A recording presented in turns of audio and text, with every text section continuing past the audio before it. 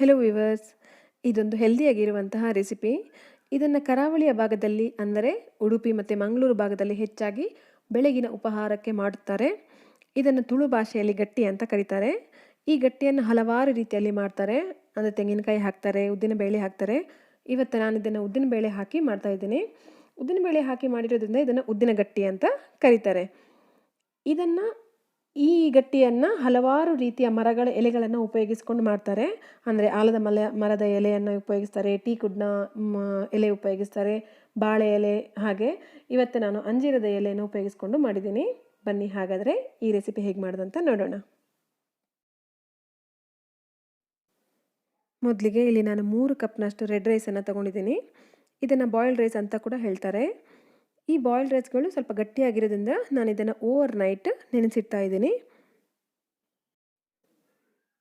3 cup red ರೈಸಿಗೆ 1 cup ಉದ್ದಿನ ಬೇಳೆಯನ್ನು ಕೂಡ ಇಲ್ಲಿ ಹಾಕ್ಕೊಂಡು ಇದನ್ನು ಅದ್ರ ಜೊತೆಗೆ ಹಾಕ್ಕೊಂಡು ಒಂದು ರಾತ್ರಿ ಇಟ್ಕೊಳ್ತಾ ಇದ್ದೀನಿ.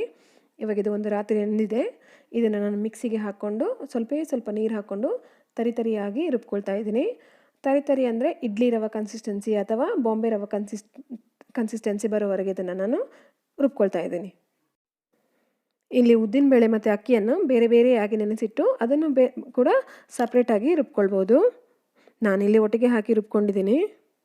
ಈ ಥರ ತರಿಯಾಗಿ ಅದನ್ನು ರುಬ್ಕೊಳ್ಬೇಕು. ರೆಡ್ ರೈಸ್ ಗಟ್ಟಿ ಇರೋದ್ರಿಂದ ಒಂದೇ ಸಲಕ್ಕೆ ಜಾಸ್ತಿ ಹಾಕ್ಕೊಂಡು ರುಬ್ಬೋಕ್ಕಾಗಲ್ಲ. ಹಾಗಾಗಿ ಸ್ವಲ್ಪ ಪ್ರಮಾಣದಲ್ಲಿ ಹಾಕ್ಕೊಂಡು ಅದನ್ನು ರುಬ್ಕೊಳ್ಬೇಕಾಗತ್ತೆ. ನೀರಿನ ಪ್ರಮಾಣ ತುಂಬ ಕಮ್ಮಿ ಇರಲಿ.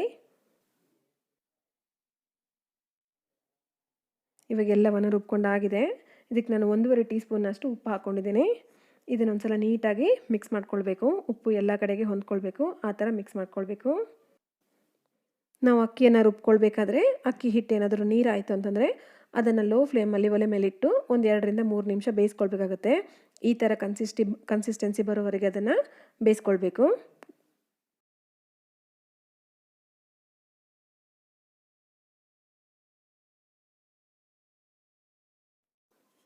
ಇದು ಅಂಜೀರದ ಹಣ್ಣಿನ ಮರದ ಎಲೆ. ಇದನ್ನು ನಾನೊಂದು ಸಲ ಚೆನ್ನಾಗಿ ತೊಳ್ಕೊಂಡಿದ್ದೀನಿ.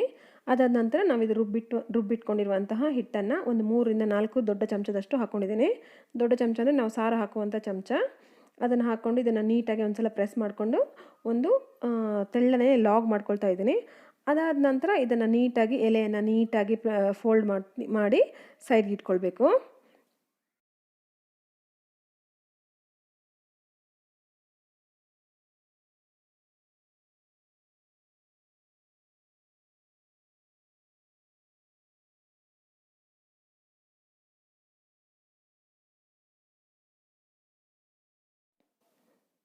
ಇದೇ ಥರ ಇನ್ನೊಂದು ಮಾಡ್ಕೊಳ್ತಾ ಇದ್ದೀನಿ. ಇದರ ಮಧ್ಯಕ್ಕೆ ನಾವು ರುಬ್ಕೊಂಡಿರುವಂಥ ಹಿಟ್ಟನ್ನು ಹಾಕ್ಕೊಳ್ತಾ ಇದ್ದೀನಿ. ಎಲೆಯ ಬದಿಯ ಸಹಾಯದಿಂದ ಇದನ್ನು ಪ್ರೆಸ್ ಮಾಡ್ಕೊಳ್ತಾ ಇದ್ದೀನಿ. ತೆಳ್ಳನೆಯ ಒಂದು ಲಾಗನ್ನು ಮಾಡ್ಕೊಳ್ತಾ ಇದ್ದೀನಿ. ಅದಾದ ನಂತರ ಎಲೆಯನ್ನು ಸೈಡಿಗೆ ಮಡಚಿ ಈ ಥರ ಫೋಲ್ಡ್ ಮಾಡ್ಕೊಳ್ತಾ ಇದ್ದೀನಿ.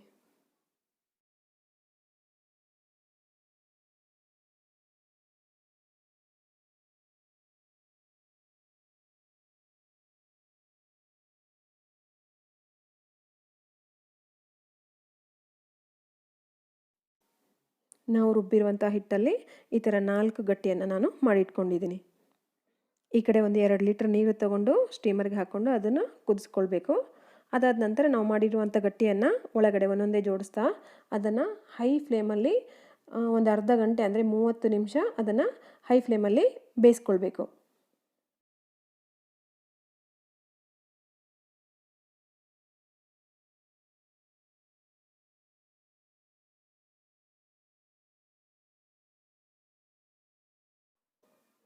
ಇವಾಗಿದು ಅರ್ಧ ಗಂಟೆ ಆಗಿದೆ. ಇದು ಚೆನ್ನಾಗಿ ಸ್ಟೀಮ್ ಆಗಿದೆ. ಬಿಸಿಯಲ್ಲಿ ಇದನ್ನು ಮುಟ್ಟಬಾರ್ದು. ಒಂದು 15ರಿಂದ 20 ನಿಮಿಷ ಇದಕ್ಕೆ ರೆಸ್ಟ್ ಕೊಡಬೇಕು. ಅದಾದ ನಂತರ ಇದನ್ನು ನಾನು ಓಪನ್ ಮಾಡಿ ಸ್ಲೈಸನ್ನಾಗಿ ಮಾಡ್ತಾಯಿದ್ದೀನಿ.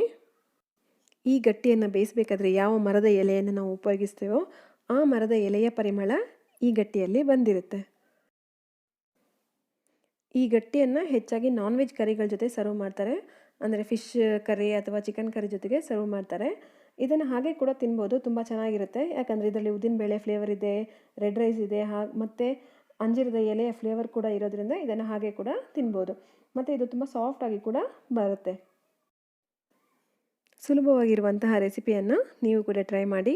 ಇವತ್ತಿನ ಈ ವಿಡಿಯೋ ಇಷ್ಟ ಆಗಿದ್ದಲ್ಲಿ ಒಂದು ಲೈಕ್ ಮಾಡಿ, ಹಾಗೆ ಸಬ್ಸ್ಕ್ರೈಬ್ ಮಾಡ್ಕೊಳ್ಳಿ ಅಂತ ಹೇಳ್ತಾ ಮುಂದೆ ಇನ್ನಷ್ಟು ಇಂಟ್ರೆಸ್ಟಿಂಗ್ ವಿಡಿಯೋ ಜೊತೆಗೆ ಬರ್ತೇನೆ. ಅಲ್ಲಿವರೆಗೆ ನಾನು ಪೂರ್ಣಿಮಾ ಶೆಟ್ಟಿ, ಗುಡ್ ಫುಡ್. ಧನ್ಯವಾದಗಳು.